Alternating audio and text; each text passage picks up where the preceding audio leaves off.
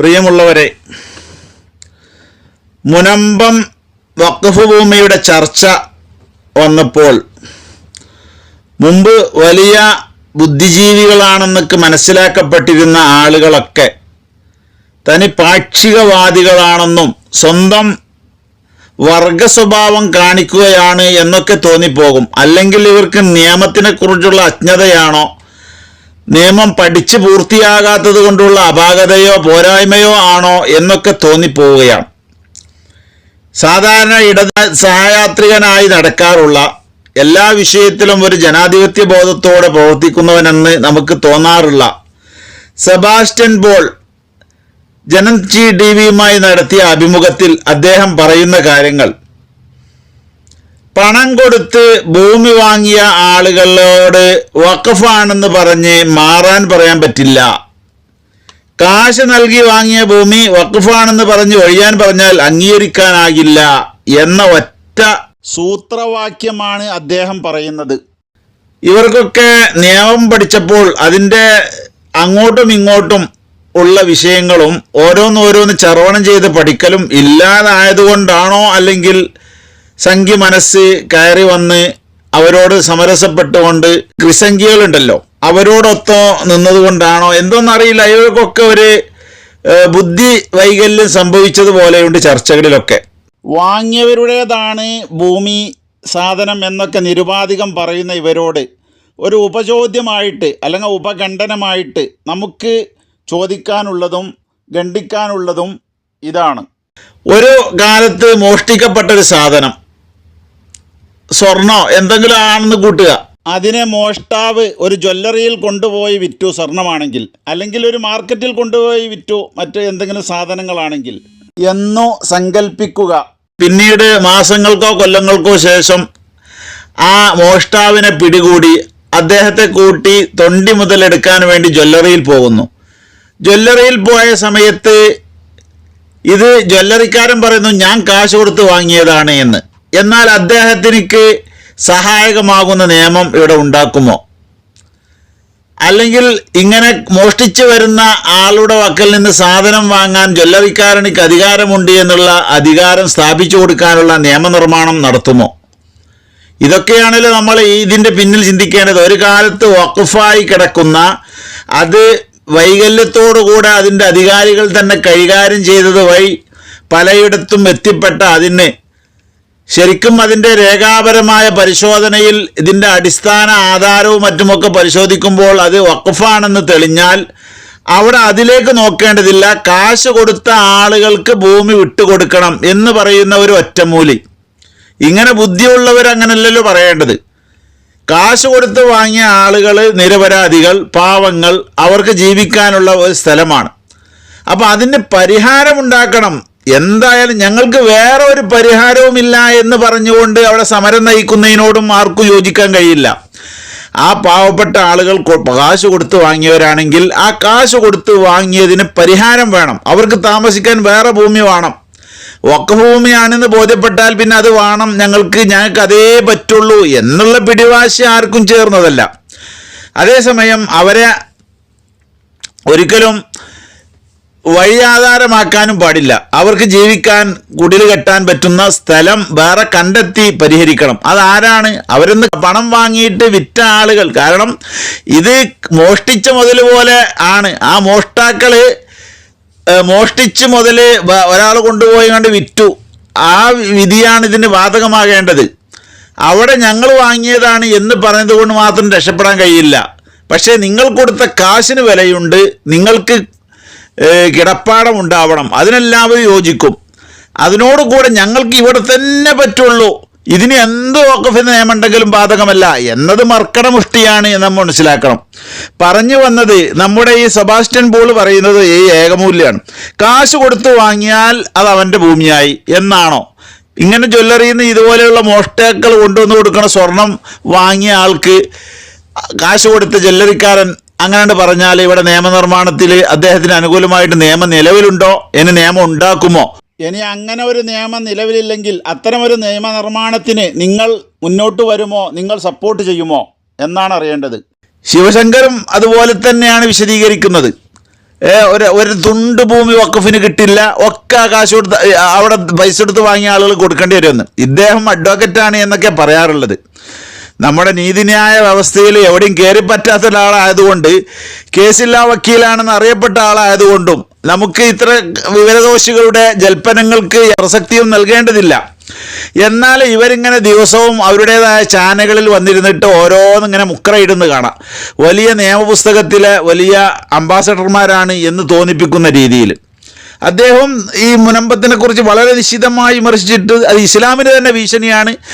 ഈ ഇസ്ലാമിൽ അങ്ങനെ കൊടുക്കണമെന്നുള്ളതാണെങ്കിൽ ഇസ്ലാം തന്നെ രക്ഷപ്പെടില്ല, ഇസ്ലാം തന്നെ മോശമാണെന്ന് ലോകം വിധി ചെയ്തും എന്നൊക്കെയാണ് സംഘിയുടെ അങ്ങേയറ്റത്ത് അപ്പോസ്തലനായ ശിവശങ്കർ എന്ന് പറയുന്ന മതേതരവാദിയാണെന്നും എല്ലാവരും ആളെന്നും സൗഹാർദ്ദത്തിൻ്റെ ആളാണെന്നൊക്കെ പറഞ്ഞു വരാറുള്ള ഏറ്റവും വലിയ ക്രിസംഖികളുടെയും അതുപോലെ സംഖ്യകളുടെയും അപ്പോസ്തലനായിട്ടാണ് അദ്ദേഹത്തിൻ്റെ ഓരോ പോസ്റ്റ് നമുക്ക് കാണാൻ കഴിയുന്നത്. ഇതുപോലെ മുസ്ലിം സമുദായത്തിൻ്റെ അഡ്രസ്സിലുള്ള ഒരു കമാൽ പാഷ എന്ന് പറയുന്ന നമ്മുടെയൊക്കെ നികുതി പണത്തിൽ നിന്ന് ശമ്പളം പറ്റുകയും റിട്ടയർഡായിട്ട് പെൻഷൻ പറ്റുകയും ചെയ്തുകൊണ്ടിരിക്കുന്ന നിയമത്തിന് തീരെ വിലയില്ലാതെ നിരപരാധികളെ പ്രതികളാക്കാൻ വേണ്ടി മത്സരിച്ചിരുന്ന അദ്ദേഹം പറയുന്നത് ഇത് ഗിഫ്റ്റാണ് എന്നാണ്. ഫറൂഖ് കോളേജ് പറയുന്നത് ഗിഫ്റ്റാണ്, അതുകൊണ്ടത് ഗിഫ്റ്റാണ്. ആധാരത്തിൽ 2 സ്ഥലത്ത് വഖഫാണെന്ന് പറയുന്നുണ്ട്. അത് ഈ നിയമജ്ഞന് അഡ്വക്കറ്റിൻ്റെ മേലെയാണല്ലോ ജഡ്ജി എന്ന് പറയുന്നത്.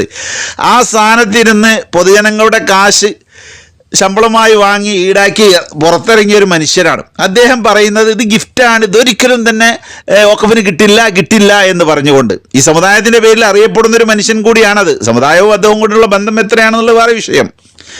ഇവർക്കൊക്കെ ഒന്നിരിക്കൽ ഇവരുടെ മർക്കട മുഷ്ടി അല്ലെങ്കിൽ ഇവർക്കൊക്കെ നോളജ് കുറവ്, ഇവർ പഠിച്ച പുസ്തകത്തിൽ ശരിക്ക് അപ്പുറവും ഇപ്പുറവും പഠിക്കാത്ത ഒരു പ്രശ്നമാണിത്. നമ്മുടെ ഇസ്ലാമിക പണ്ഡിതന്മാർ പറയാറുണ്ട് ഇവർക്ക് തർക്കശാസ്ത്രം ശരിക്ക് വേറൊന്ന് പഠിപ്പിച്ചു കൊടുക്കണം. കാരണം ഷെക്കിൽ 4 ഷെക്കിലുകളുണ്ട്, അത് ശരിക്ക് പഠിച്ച് സൂറയും കുബറയും മൂജബയും സാലിബയും ഒക്കെ അതേ രീതിയിൽ കൂട്ടിയിട്ട് അങ്ങോട്ട് പഠിച്ചാൽ അവരെ തോൽപ്പിക്കാൻ ഒരു തർക്കശാസ്ത്രത്തിനും കഴിയില്ല. എന്നതുപോലെയാണുള്ളവർ പൈസ കൊടുത്ത് വാങ്ങിയാൽ അവൻ്റെതാണ് എന്നാണ് ഒരാളുടെ വാദം. അങ്ങനെയാണെങ്കിൽ തൊണ്ടി മുതലൊക്കെ അവരുടേതാണ്, വിറ്റവരുടേതും മോഷ്ടിച്ചവരുടേതുമാണ് എന്നൊക്കെ പറയേണ്ടി വരും. അപ്പം ഇങ്ങനെ ഇവിടെ ബുദ്ധിജീവികളാണെന്ന് അഭിമാനിക്കുന്ന തീരെ ബുദ്ധിയില്ലാത്ത കുറേ ആൾക്കാർ ജഡ്ജിമാരായിട്ടും റിട്ടയർഡായവരും അല്ലാത്ത ജഡ്ജിമാരാകാൻ വേണ്ടി കയറാൻ നിൽക്കുന്ന ശങ്കറിനെ പോലുള്ള ആളുകളും ഒക്കെ ഉള്ള ഈ രാജ്യത്ത് അസമാധാനം നിലനിൽക്കുന്നതിന് ഇവരുടെയൊക്കെ സാന്നിധ്യമാണ് കാരണമെന്നാണ് നമുക്ക് മനസ്സിലാക്കാൻ കഴിയുന്നത്. അല്ലെങ്കിൽ ഇതിൽ സെബാസ്റ്റ്യൻ പോലുള്ള ആളുകൾക്ക് വർഗ സ്വഭാവത്തോടുള്ള ആ ഒരു താതാത്മ്യം, ശിവശങ്കറിന് പിന്നെ സംഖ്യയോടുള്ള താല്പര്യം, മുസ്ലിം വിഷയത്തിൽ എല്ലാ വിഷയത്തിലും മുസ്ലിങ്ങളുടെ കാര്യങ്ങളോട് എതിര് പറയുക എന്നുള്ളത് അദ്ദേഹത്തിൻ്റെ ഒരു സാധാരണ ഒരു ഹോബിയാണ്. അതിങ്ങനെ വ്യക്തമായി വളച്ചു കെട്ടിയിട്ടേ പറയുള്ളൂ എന്ന് മാത്രം. ഇവരൊക്കെ ബുദ്ധിജീവിയാണെന്ന് മനസ്സിലാക്കി നടക്കുന്നവരെയാണ് നമുക്ക് ഉൾക്കൊള്ളാൻ കഴിയാത്തത്. ഏത് ഭൂമിയും സ്വന്തമാക്കാം എന്നാണ് വഖഫിൻ്റെ നയം. അങ്ങനെ പ്രഖ്യാപിച്ച് ആരുടെ പണം കൊടുത്ത ഭൂമിയും വഖഫിന് സ്വന്തമാക്കാൻ പറ്റുന്ന നിയമമാണ് ഉള്ളത് എന്നൊക്കെയാണ് സെബാസ്റ്റ്യൻ പോൾ പറയുന്നത്. അദ്ദേഹത്തിന് ആ നിയമങ്ങൾ അറിയാത്തത് കൊണ്ടാണോ മറ്റൊന്നും അറിയില്ല. അദ്ദേഹം BJP കൊണ്ടുവന്നിട്ടുള്ള വഖഫ് ഭേദഗതിയെ അംഗീകരിക്കുകയാണ്. അതുപോലെ എല്ലാവർക്കും ഒരേ നിയമം എന്ന് പറയുന്ന ഏക സിവിൽ കോഡും വേണമെന്നാണ് അദ്ദേഹം പറയുന്നത്. നിയമം പഠിച്ചു കഴിഞ്ഞ് പ്രായം വർദ്ധിച്ചു കൊണ്ടിരിക്കുമ്പോൾ ഇവരുടെ ബുദ്ധിക്ക് എന്തോ കാര്യമായ തകരാറ് അല്ലെങ്കിൽ പിരി ലൂസ് ആയിക്കൊണ്ടിരിക്കുന്നുണ്ടോ എന്ന് സംശയിക്കുന്ന രീതിയിലാണ് ഇവരിൽ നിന്നും പുറത്തു വരുന്ന ഓരോ വാഗ്ധോരണികളും നമ്മെ അറിയിച്ചുകൊണ്ടിരിക്കുന്നത്. കാര്യങ്ങളൊക്കെ വസ്തുതാപരമല്ലാത്ത ഉൾട്ടാ രീതിയിൽ മനസ്സിലാക്കുന്ന ഗ്രഹിച്ചെടുക്കുന്ന ഒരു ബുദ്ധിയാണ് ഇപ്പോൾ ഇവരിലൊക്കെ പ്രവർത്തിച്ചു കൊണ്ടിരിക്കുന്നത് എന്ന് സാരം. ബാബരി മസ്ജിദിൻ്റെ വിധി വന്നപ്പോൾ ശിവശങ്കർ എന്താ പറഞ്ഞത്? വലിയ അഡ്വക്കറ്റാണല്ലോ. വിധിയുടെ തുടക്കമൊക്കെ വായിക്കുമ്പോൾ മുസ്ലിങ്ങൾക്ക് എന്നോ കൊടുക്കേണ്ടതാണ്, കോടതി ഇത്രയധികം വൈകിപ്പിക്കേണ്ട ആവശ്യമില്ല എന്ന തോന്നൽ. പള്ളി മുസ്ലിങ്ങളുടേതാണ്, 400 വർഷം പള്ളി ആയിരുന്നു, പള്ളിൻ്റെ അടിയിൽ നിന്നൊന്നും കിട്ടിയിട്ടില്ല, അതുകൊണ്ട് പള്ളി മുസ്ലിങ്ങൾക്ക് കൊടുക്കണമെന്നുള്ള ബുദ്ധിയുള്ള ആൾ വിധിക്കൽ. പക്ഷെ ആ വിധിയെക്കുറിച്ച് ഇങ്ങനെ ശിവശങ്കർ പറഞ്ഞു, ഇത് കോടതിൻ്റെ ഒരു വിവേചനാധികാരമാണിത്. വിഷയങ്ങൾ രമ്യമായി പരിഹരിക്കാൻ വേണ്ടി കോടതി ചെയ്യുന്നതാണെന്ന്. ഈ വിധിയിലൊരു അസ്വാഭാവികതയും അദ്ദേഹത്തിന് കാണാൻ കഴിഞ്ഞില്ല. ബുദ്ധിയുള്ളൊരു ജഡ്ജോ അല്ലെങ്കിൽ ബുദ്ധിയുള്ള ഒരു വക്കീലോ ആണെങ്കിൽ അവൻ ചിന്തിക്കുന്നത് എന്താണ്, ഇങ്ങനെ രണ്ട് കൂട്ടർ തർക്കമുള്ള ഒരു വിഷയത്തിനെക്കുറിച്ച് കോടതി കണ്ടെത്തിയത് മുമ്പൊക്കെ പള്ളിയാണ്, അത് അമ്പലമല്ല, അതിൻ്റെ അടിയിൽ നിന്ന് അമ്പലത്തിനൊന്നും കിട്ടിയിട്ടില്ല എന്നൊക്കെയാണ് പറയുന്നത് എങ്കിൽ പിന്നെ അവിടെ ഒരു പ്രശ്നപരിഹാരം എങ്ങനെയാണ്? പള്ളി അമ്പലമാക്കിയിട്ട് പള്ളിക്കാർക്ക് 5 ഏക്കർ കൊടുക്കാം എന്നതാണോ ബുദ്ധിയുള്ളവർ പറയുക? ഒരു മന്ദബുദ്ധി പോലും ഇങ്ങനെ ഒരു വിധി പറയും എന്ന് തോന്നുന്നില്ല. തിരിച്ചറിവില്ലാത്തതിൻ്റെ അഭാവം, അല്ലെങ്കിൽ മർക്കടമുഷ്ടി, അല്ലെങ്കിൽ വർഗ സ്വഭാവത്തോടുള്ള യോജിപ്പ് പ്രകടിപ്പിക്കുക. ഈ പറയപ്പെട്ട ശങ്കരന്മാർക്കും അതുപോലത്തെ ആളുകൾക്കൊക്കെ ആ കോടതി വിധിച്ച അതാണ് വലിയ വിധി. യഥാർത്ഥ ബുദ്ധിയുള്ള ഏതൊരു നിയമം പഠിക്കാത്ത ആളും ഒരു പള്ളിയുടെ വിഷയത്തിലോ ഒരു അമ്പലത്തിൻ്റെ വിഷയത്തിലോ ആണ് തർക്കമുള്ളതെങ്കിൽ മുസ്ലിങ്ങളൊരു അമ്പലത്തിനെ കുറിച്ച് തർക്കം ഉന്നയിച്ചു പോയി കൂട്ടുക. അവസാനം വിധിയാകുന്ന സമയത്ത് അവിടെ അമ്പലം തന്നെയാണ് മുമ്പ് കാലത്തുള്ളത്, 400 കൊല്ലം മുമ്പ് വരെ അമ്പലമാണ്, അതിൻ്റെ പള്ളീൻ്റെ അവശിഷ്ടമൊന്നും കിട്ടിയിട്ടില്ല, അതുകൊണ്ട് ഈ അമ്പലം മുസ്ലിങ്ങൾക്ക് പള്ളിയായി കൊടുക്കണം എന്ന് പറഞ്ഞാൽ ആ വിധിയിലുള്ള പൊട്ടത്തരം എത്രമാത്രം ഗൗരവമുള്ളതാണ്. ഒരു ബഹുസ്വര സമൂഹത്തിന് മുമ്പിൽ ഇങ്ങനെയുള്ളൊരു വിധി വന്നാൽ രാജ്യം കുട്ടിച്ചോറാവുന്നതിന് വേറെ വഴി നോക്കേണ്ട ആവശ്യം വരില്ലല്ലോ. ഈ പൊട്ടത്തരം പറയാൻ വേണ്ടിയിട്ടാണ് ഇവരൊക്കെ നിയമപുസ്തകം പഠിച്ചത് എന്ന് സംശയിച്ചു പോകും. അപ്പോൾ ഇതിലൊക്കെ വലിയ വാചാലമായിട്ടായിരുന്നു അദ്ദേഹം സംസാരിച്ചിരുന്നത്. ഇങ്ങനെയാണ് പ്രശ്നപരിഹാര വിധി എന്ന്. എന്നാൽ ഞങ്ങൾ മനസ്സിലാക്കിയ പ്രശ്നപരിഹാര വിധി അതല്ല. ഒരു പള്ളിയെക്കുറിച്ചോ ഒരു അമ്പലത്തിനെക്കുറിച്ച് തന്നെ പറയാം. അമ്പലത്തിനെക്കുറിച്ച് മുസ്ലിങ്ങൾ അവകാശവാദം ഉന്നയിച്ചാൽ കോടതി വിധി വരുന്നത് ഈ രീതിയിലാണ് കൂട്ടുക. 400 കൊല്ലം അത് അമ്പലം തന്നെയാണ്, അതിൻ്റെ അടിയിൽ പള്ളീൻ്റെ അവശിഷ്ടമൊന്നുമില്ല. അതുകൊണ്ട് മുസ്ലിങ്ങളാണെങ്കിൽ അവിടെ പ്രശ്നങ്ങളാക്കി നിൽക്കുന്നുണ്ട്. അതുകൊണ്ട് ഈ അമ്പലം പള്ളിയായിട്ടാണ് വിട്ടുകൊടുക്കുന്നു എന്ന് ആരെങ്കിലും പറഞ്ഞാൽ മുസ്ലിങ്ങൾ പറയും അത് പൊട്ടത്തരാണെന്ന്. അങ്ങനല്ല കാര്യം തിരുന്ന ആൾ പറയാറുള്ളത്. മറിച്ച് ആ അമ്പലമായിട്ട് ഉപയോഗിക്കുന്ന ആളുകൾക്ക് അമ്പലമായിട്ട് വിട്ടുകൊടുക്കട്ടെ, കാരണം പള്ളിയുടെ ഒരു അവശിഷ്ടം അവിടെ കിട്ടിയിട്ടില്ല. പിന്നെ അവിടെ പ്രശ്നം പരിഹരിക്കാനും മുസ്ലിങ്ങൾക്ക് 5 ഏക്കർ ഭൂമി വേറെ കൊടുക്കാം എന്നൊരു അമ്പലത്തിനെ കുറിച്ചുള്ള വിധിയാണെങ്കിൽ നമുക്ക് ബുദ്ധിയുള്ള ആളുകൾക്കൊക്കെ ഉൾക്കൊള്ളാം. ഇത് 400 വർഷം പള്ളിയായിരുന്നു, അടിയിലൊന്നും കിട്ടിയിട്ടില്ല, അമ്പലം എന്നുള്ളൊരു വിഷയം തന്നെ അവിടെ ഇല്ല എന്നൊക്കെ കണ്ടെത്തിയിട്ട് അവസാനം അവർക്ക് വിധിക്കുന്നു. പ്രശ്നപരിഹാരത്തിന് മുസ്ലിങ്ങൾക്ക് ആവശ്യമില്ലാത്ത 5 ഏക്കർ കൊടുക്കാമെന്ന് തീരുമാനിക്കുന്നു. ഈ രീതിയിലുള്ള വിധികളൊക്കെ വളരെ ഉഷാറുള്ള വിധിയായിട്ടാണ് ഈ വിവരദോഷികളൊക്കെ വിലയിരുത്തിയിരുന്നത്.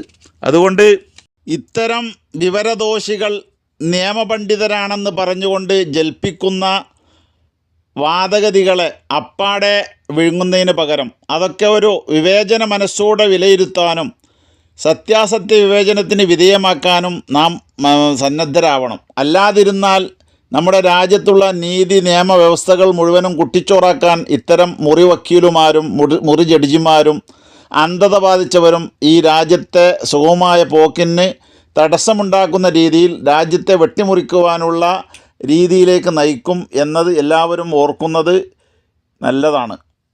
ഇത്തരത്തിലുള്ള പുതിയ നിയമ ബുദ്ധിജീവികളെല്ലാം വൈകുന്നേരമായാൽ അവർ ചാനലുകളിൽ കയറിയിരുന്ന് വിസർജിക്കുന്നതും അതുപോലെ ഇവരുടെ സ്വന്തം ചാനലുകളിൽ അവരിങ്ങനെ ഇരുന്ന് കണ്ട് തോന്നുന്നമാതിരി ചന്നി പറയുന്നത് പോലെ പറയുന്നതുമൊക്കെ ഉൾക്കൊള്ളാൻ വിധിക്കപ്പെട്ട ഒരു വിഭാഗമായി മലയാളി സമൂഹം മാറിയിട്ടുണ്ട്. ഇവർക്കൊക്കെ ഒന്നും കൂടി നിയമപുസ്തകം പഠിപ്പിക്കണം എന്നാണ് മനസ്സിലാകുന്നത്. ഏതായാലും നമ്മുടെ രാജ്യത്തും ജനങ്ങൾക്കും നന്മ വരട്ടെ എന്ന് ആശംസിക്കുകയാണ്. നിയമത്തെ കൊല്ലാകൊല നടത്തുന്ന ഇത്തരം ആളുകളുടെ വാചകമടികളിൽ നിന്ന് സമൂഹം മോചിപ്പിക്കപ്പെടട്ടെ എന്ന് പ്രാർത്ഥിക്കുകയും ചെയ്യുന്നു.